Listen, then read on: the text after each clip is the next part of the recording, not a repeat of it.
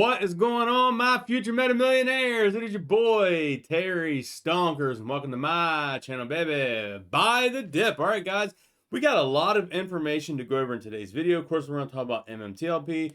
We're going to talk about meta materials, and I got a stock for you at the end that we're going to put on our watch list because it is very similar to MMTLP, and we're going to get into that. So, could be the next MMTLP play. But we don't want to get our hopes up. We're just going to put it on the watch list, do a little bit more DD on it, but we're going to get some information out in today's video. Okay, so currently looking at the futures for tomorrow, S&P futures is down 27 points. The Dow futures is down 170 points. The NASDAQ is down 102 points, and the Russell is down 14 points. So right now the futures are red, which is not good. So we'll see what happens tomorrow. But I don't think our play really matters with the market because we're on a whole new level here for these next couple of weeks. All right, going into here. All right, first thing I want to point out, on the live stream last night, we talked about how MetaMaterials, MMAT, here on the Fintel, is currently number one out of 322 stocks, Gamma Squeeze score number one with a 98.58. Now, my buddy here, Meta Guy Murdoch, has a tweet out here and going over a screenshot from last night's stream. He posted the options chains with open interest highlighted. Above the $2 is like lighting the fuse.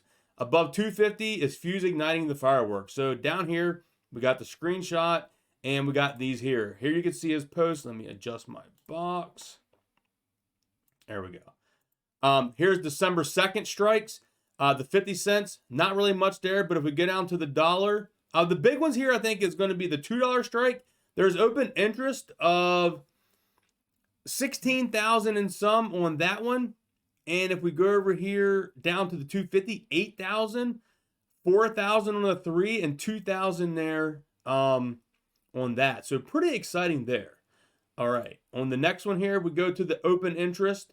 On the December 9th strike, we got a lot at the $2 strike at 5,000.26. Open interest. On the 250, 2.36 thousand interest. At the $3, 8.79 thousand open interest. At the 350, $1.38. So if these all strikes come into money, guys, on these, especially that 16,000 one, the $2 strike here coming up on December 2nd, that's going to force up this next one here at 8,000. The next one at almost 5,000. We could easily see this push up to $3, $4 with the Gamma Squeeze, if not even $5 if these strikes come into money. And leading up to next week, that means these options here are all going to be in the money as well. So we'll see what happens on that. But I definitely wanted to bring that to your attention. He also has down here for January. There's a ton of open interest in the January options here. I mean, guys, as you see here at the dollar strike, $8,000, $1.50 strike is 6.7 thousand. The $2 strike is 39,000. $2.5 is 5.5 thousand open interest. And look at here, 30,000 at the $3. We get out here to the $10 open interest, 34,000 contracts at the $5 is 17. So if all these start hitting the money, guys, MetaMaterial is going to be rocking and rolling. All right, so we got this tweet out here from Gray on Twitter. We'll get this adjusted. There we go. He asked John Berta, will MMTLP be impossible to trade after the closing bell on December 12th? John very kindly replied and said this in his own personal opinion. DTC will stop the ticker. It's supposed to go away, but you can do a private sale according to AST in those 2 days, but the seller is responsible for delivery of NextBridge shares when they get them. And if we go back here, Ali retweeted this and said, MMTLP, I don't expect many private sales, so 12th of December will be the key date. And John Berta says he agrees with Ali. So there you go, guys. That's the former CEO of Torchlight Energy there, which is the MMTLP NextBridge. He agrees with what Ali says. So there's not going to be many private sales, especially probably for retail. Maybe the hedge funds, broker dealers can work something out on their end. We got Adrian over here on Twitter as well. He contacted Fidelity. When do we need to close our MMTLP short position? It stops trading publicly on December 14th, according to SEC and FINRA, and will be only trading as a private company thereafter. Fidelity did respond back. Hey, Adrian, we haven't received any updated instructions on this merger from the transfer agent. Once the information is made available to us, you will have notification via email with corresponding notifications in your Fidelity account message center. And here he says he thanks for getting back to him, and Fidelity's happy to oblige. So there we go, guys. I say probably come Tuesday, Wednesday, maybe tomorrow, brokers will start getting updates on this. Let's go over here. On the OTC short report for Friday, there was about 1.67 million in volume. They shorted 614,000 at a 36.78%. If we go over here to the stocks era, we ended Friday here with 20,000 shares available at a 38.5%. And if we go down here to the recent change, there was a change here on 11/25, around 11/40. There was 25,000 shares. And you can see here was the big drop off on the 25th at like 7 or so in the morning, 650,000 down 25,000. So someone borrowed a lot of shares. All right, into the next stock. Put this on your watch list. We all got a lot of research to do. I'm just throwing you out some quick facts about this stock. Ticker symbol DBGI. That's right. So if we look at the one-day chart, up 12%. If we go to the 5-day chart, it's up 49, almost 50%, guys. So this stock is currently on a roll right now. Wow, what an interesting 52-week low and a 52-week high. The 52-week low was $3.21, 52-week high, $318. Wow. Like what happened up here that made it go down to there? So we're new to this play. We're going to see if we can come up. Quick down and dirty DD on this. There's a screenshot out here of the Insider Financial on the OTC market stock news.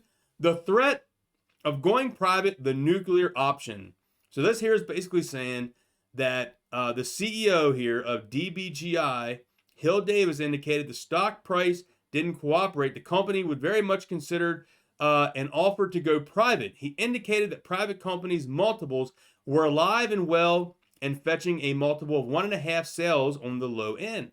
The company is subtraction of a real value he places on the company. He mentioned that his suitors were asking him, why stay public if you can't raise money or do acquisitions? He basically said the company is worth $45 million right now, or $83.33 a share. If the stock continues to stay at depressed levels, he said he would entertain offers to go private to consider his acquisition of new brands. Guys, that's huge to hear the CEO say that.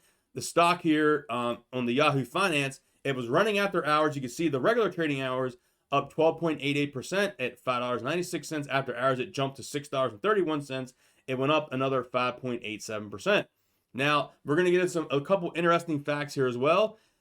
Average volume on this bad boy is 525,000 shares traded a day, and we hit 3.9 million in volume. Now, that's actually a lot of volume because I'm going to get into a couple of things here on this article. But first on the Fintel, it says shares outstanding is a little over 1 million, 1,073,000. And we traded 3.9 million. So that's like almost 4x the volume was traded on Friday. But I believe it's actually more than 4x because here's the actual article. I'm going to put this pinned article in the comments below for you guys. And here it says the ticker symbol DBGI is possibly one of the most undervalued NASDAQ plays, beaten and battered by a reverse stock split and an avalanche of naked short selling. The stock is compelling because it's a low floater with only 540,000 shares outstanding.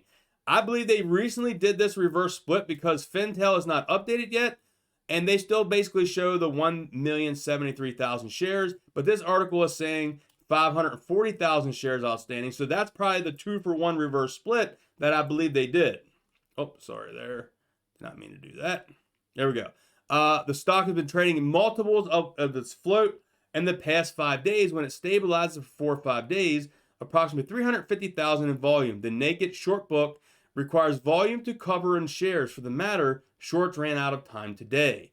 The shorts are hoped for an S1 to become effective, enabling them to cover by purchasing approximately 7.5 million worth of shares by subscribing to this offer. Wow. So here you can see they were also placed on the threshold security list with a short squeeze favorite, the Cosmo Holdings. Here's COSM. They're talking about that in there as well. This here is going over about the shorts are out of time.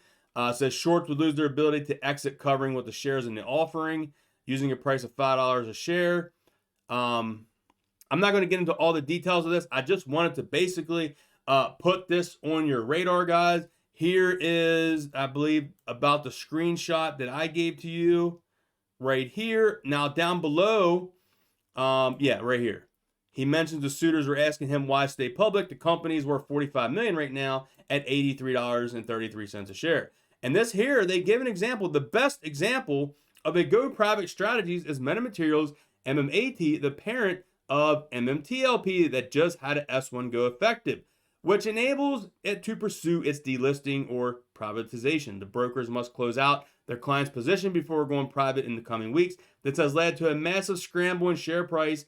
DBGI has solidified its retail brands and business model, which means the only reason it would need money is to grow faster. It's very conceivable that the shorts keep messing with DBGI, and the CEO will pull whatever have seen as nuclear option of privatization. DBGI could be the next MMTLP. And the conference call that many have missed was the warning shots across the bow to the shorts. If the shorts mess up this acquisition and don't cover soon, it could be lights out for the shorts.